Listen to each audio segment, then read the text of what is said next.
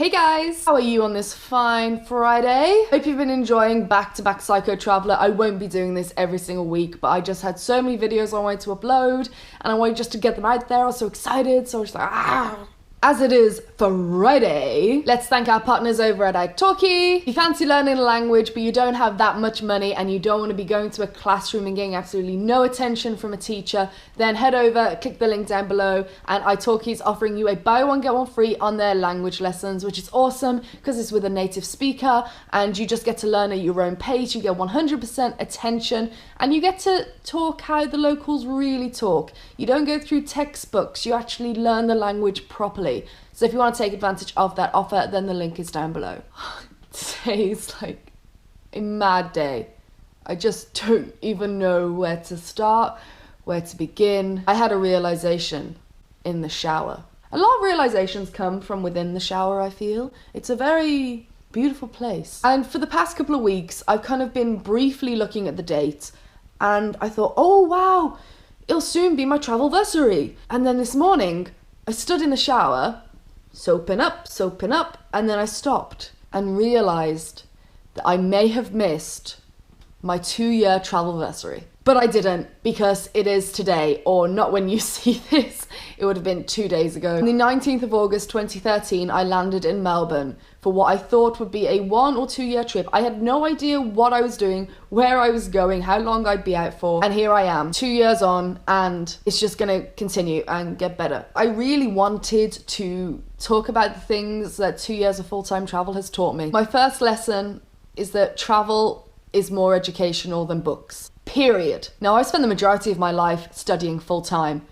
I went to college and then I went to university and did my 3-year degree, and I thought I was learning a lot, and in actual fact I was learning what other people had already learned before me. I had learned from a person that I read about what they had learned from the guy before them had learned from their own experiences, and it's just passed down on knowledge and people are just building on it.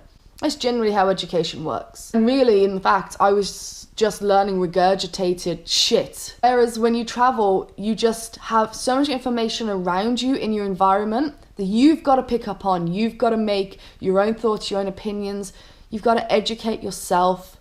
And I really feel you will learn more traveling alone for 1 month than you will for 1 year at college. I promise you, I'm putting that down as fact. You're 2 years on the road and you'll be rather wise. I'm not saying that education in the traditional setting is bad, but my God, you learn so much more when you get out into the actual world, see the actual people that you were reading about in that book, and then you look at them and you're like, wow, that's nothing like the book I read. What a load of crap that was. To go out and travel and make your own opinions, and then when conversations come up about a certain topic, you can say it's with conviction. You can really believe in what you're talking about because you've been there and done that and seen that. The realization I came to is that I won't see everything.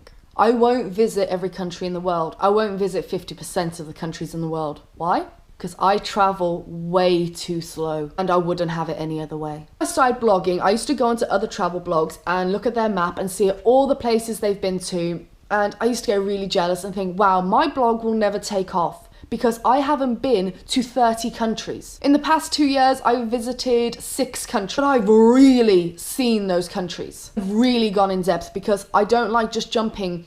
Like we said in my other video, I don't like jumping 2 days here, 3 weeks there. I like to just stay as long as I want to stay and experience it. I want to really dig deep, and if travel's going to be my life, which it is, it's my way of life now, then I ain't in no rush. And I really hope that you can all appreciate that I'm not going to, sure, I'm going to see a lot of countries, but I'm not going to be seeing 20 countries in a year. That just ain't going to happen. And I'm okay with that because by traveling slow, I'm seeing more. I'm experiencing more. I'm really getting to know locals and the culture and the way of life in a country. That's what it's about for me. So I could try and compromise that and do whistle-stop tours across the world and give you a kind of snippet video on Paris or Australia, or I can give you 50 videos on a country, or 10 videos on a country, or only 5. Really in-depth, full of knowledge, full of information, full of insight of what I've learned, and once I stop beating myself up over the fact that I haven't been to all of these places, Scott, my boyfriend, has been to more places than I have. And I'm okay with that. My life ain't about checking things off a bucket list, and neither should yours. Do what makes you happy, and traveling slow makes me happy. I like to travel all the time, but I like to travel slow.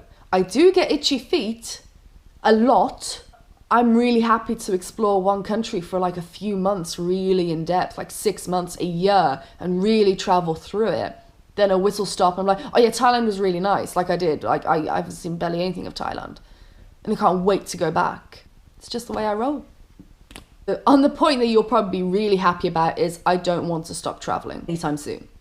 Can I see myself settling down? Yes, at some point.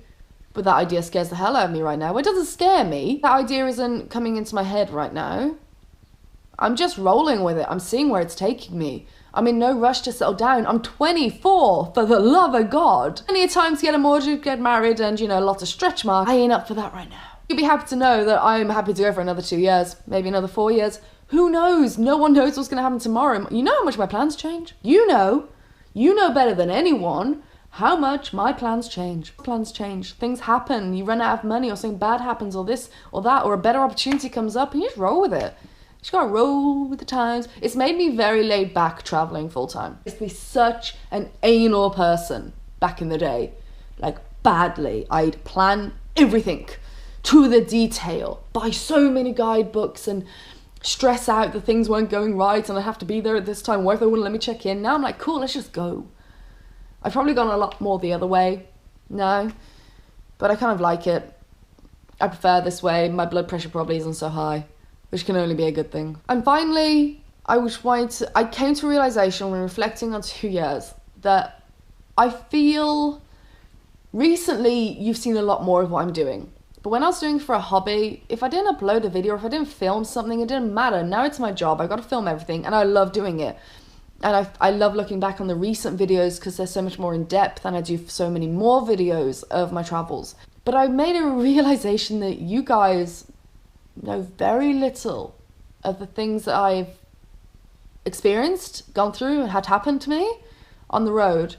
Now, if you don't already know, if you don't follow me on social media, then you won't know this probably, but I'm writing a book. I started writing a couple of years ago, and I just stopped.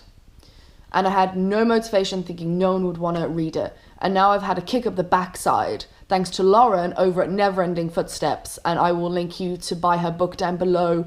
Seriously, it's called How Not to Travel the World. I'm like reading it at the moment and in love with this book. So I'm writing, and this book is going to be an honest, no punches pulled account of my travels. I will reveal things to you that you might blow you off your seat. I'm scared to do that because my opinions, my thoughts, the experiences I've had, my lowest moments, my highest moments, I try and share with you everything that I can, the low as well as the high. I think that's so super important.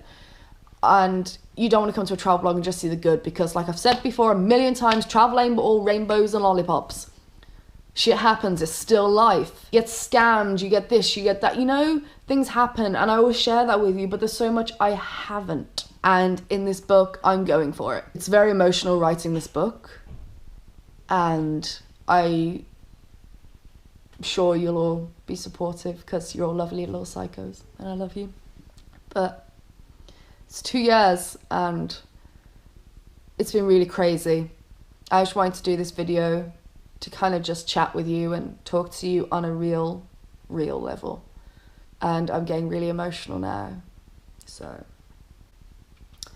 I think I'm going to go and have a glass of wine to celebrate 2 years of travel. I didn't want this to be like a low moment. I am going to upload a video and like a compilation video. I'm going to try put one together of the 2 years of travel, and I've kind of left it like really late. So you will see that at some point, and try and amalgamate all of my top moments into one video for you. But this is just like, just having a chat with you guys and reflecting and things I've learned. If you want to read the full blog post to this, I did post one up a couple of days ago called What I've Learned After 2 Years of Full-Time Travel. And I'll link you to that down below. Yeah, I've learned a lot And it's all been good lessons. Hard, but good lessons. I wouldn't change a thing. I wouldn't change an absolute thing. Now, don't get me wrong, I'm really happy and I'm loving life. It's just very emotional today, thinking. But in a good way, in all the good ways, so don't worry. I'm gonna float away now and have a glass of wine. Celebrate! Alright, hope you enjoyed this video. If you did, give it a big thumbs up and let me know what were some of the biggest lessons that you learned on the road. I'm not even gonna do my outro. I'm feeling too... You can subscribe if you want. All the social medias down below. Alright guys, I love you so much, seriously. Thank you from the bottom of my heart. I wouldn't be here if it wasn't for you. I wouldn't, just your support and you following my adventures. You're all effing amazing and I genuinely can't thank you enough. And now I'm gonna go cry. Love you.